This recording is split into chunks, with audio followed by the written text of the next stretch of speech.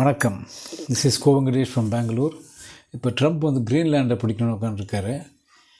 Ukraine மேலே ஏற்கனவே இவர் ரஷ்யா வந்து போர் புரிஞ்சிட்ருக்காங்க. அப்பப்போ மிடில் ஈஸ்ட்டில் போய் 2 தட்டு தட்டுவாங்க அமெரிக்கன்ஸு. இதெல்லாம் எதுக்காக பண்ணுறாங்கன்னு தெரியல. எனக்கு தெரிஞ்ச ஒருத்தர் இருந்தார், வயசானவர்.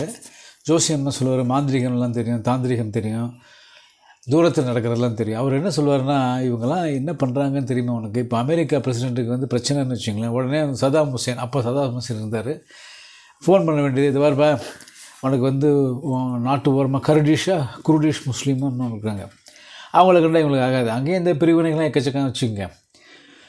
அவங்கள அந்த அந்த மக்கள் எந்த பக்கம் இருக்காங்களோ நான் அவங்கள அடிச்சுக்கிறேன். ஏன்னா எனக்கு வந்து ரேட்டிங் ரொம்ப கம்மியாக இருக்குது. அமெரிக்காவில் மக்கள் வந்து ரொம்ப என் மேலே அதிருப்தியில் இருக்காங்க.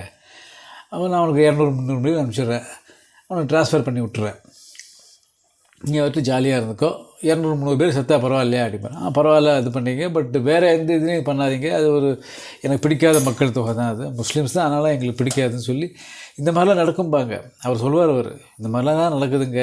அவங்க சொல்கிறது உண்மையானு தோன்றுறது. இப்போ பாருங்கள், கிரீன்லேண்டு அந்த மாதிரி இவர் வந்து உக்ரைன், இந்த மாதிரி எங்கெல்லாம் பிள்ளை பூச்சிங்க இருக்கோ அதெல்லாம் அடின்னு அடிக்கிறாங்க. இந்த தப்பெல்லாம் தப்பு இல்லாமல் தப்புன்னு தப்பி இருந்திருக்காங்க. நம்ம அரசாங்கம் வந்து இப்போ ரஷ்யாவில் நிறுத்திட்டு அமெரிக்காட்ட வாங்கணும்னு உட்காந்துருக்காங்க. அதுவும் வெனிசுலா அவங்க பிடிச்சிட்டாங்க இல்லையா. ரஷ்யா வந்து நம்பிக்கையான ஆள் நமக்கு. அவங்க நல்ல கண்ட்ரியோ கெட்ட கண்ட்ரியோ, ரஷ்யங்க நல்லவங்களோ கெட்டவங்களோ, பட் இந்தியாவை பொறுத்த வரைக்கும் ஒரு 60-70 வருஷமாக வந்து நம்பிக்கையான நண்பனாக இருந்திருக்காங்க.